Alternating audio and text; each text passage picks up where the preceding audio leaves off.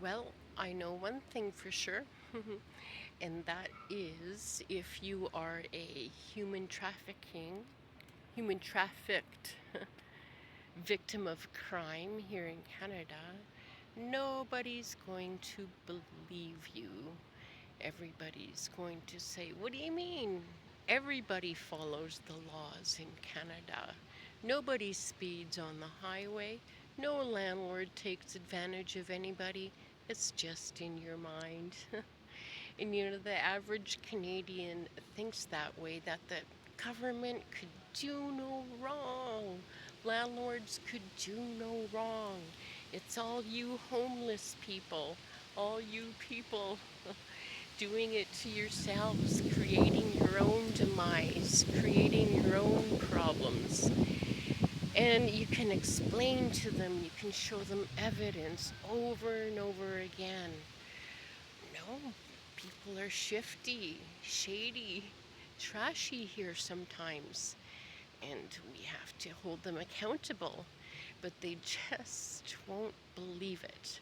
They want to believe that we are the bad ones and that we don't deserve a home because we're bad tenants. They just can't believe that anybody would break the law but the victim of the perpetrators. We always get held accountable for what others do to us, and people will make up stories. They won't listen to you or believe you, make up stories. She's bullshitting. She's not telling the truth. She's mentally ill. She's this, she's that. But no, it's not true. And that's what these societies rely on, is they want everybody to think, oh, everything's pristine and grand and just fine. But behind the scenes, they're committing these awful crimes against us, and women are the absolute worst. I could live on an island with men only. They're just happy to laugh and joke. They take care of one another, but oh, women are just so insecure and jealous and competitive and dramatic and emotional and crazy. Just 3-year-old temper tantrums continuously over nothing, just perceived things in their minds. I grew up with it, and I'm just so sick with it, and sick of it. Entitled toddler women, who get away with the most awful crimes. And, you find them in churches, especially, in my own church, and, well, not my church, but the ones that my family supported for over 100 years, gave money over 100 years. They don't help people. They will block you if you ever need help. They're only there to take. And the people who go to those places, those churches, they have the same kind of mentality.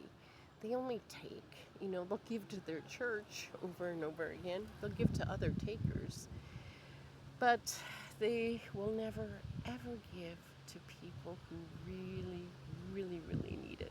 And that would be me.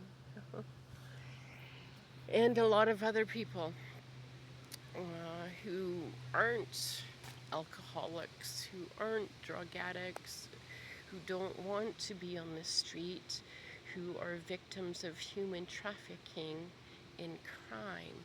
But nobody wants to believe us, even other victims of it. They don't even want to believe it. So, I don't know, you know.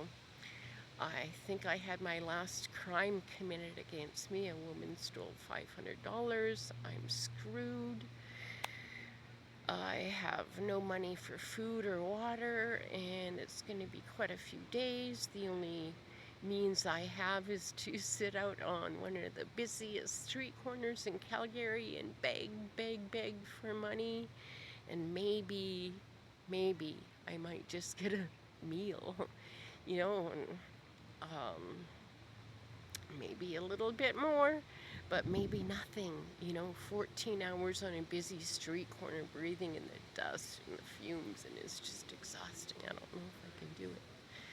But I am right by a river, and it definitely is not suicide. It is homicide, genocide, committed, com- being committed by Freemason cults who portray themselves as charities all across Western Canada. Churches are involved, big mega churches, and Calgary counseling, places like that. They're all human trafficking places, and people need to realize that and just stop supporting that kind of stuff and support the people who can really make a difference in the world, and that would be victims like me, who can hold people accountable, who can tell our stories, and everything will check out as truth and honest and authentic. And um, there's so many players, especially on social media, on Facebook and stuff, but I'm so aware of, these groups and who controls the narrative on these groups. And I feel sorry for a lot of these Aish people because they're being led to believe that they're going to be protected and stuff, but no, they're being led down bad path. And a lot of us are. And they just won't believe the truth tellers and the ones that are authentically here that could help them.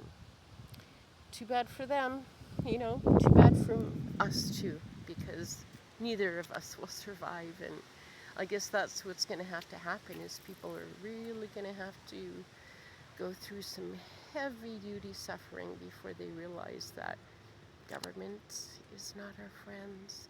These Facebook groups are not our friends. These people who don't believe what we tell them, they're not our friends. They're going to make up stories about us. And I've stayed friends with these people way too long. They're generally Christian, conservative, separatist type people who claim to know everything about everything in the world. But the fact is, they don't know a thing. We do.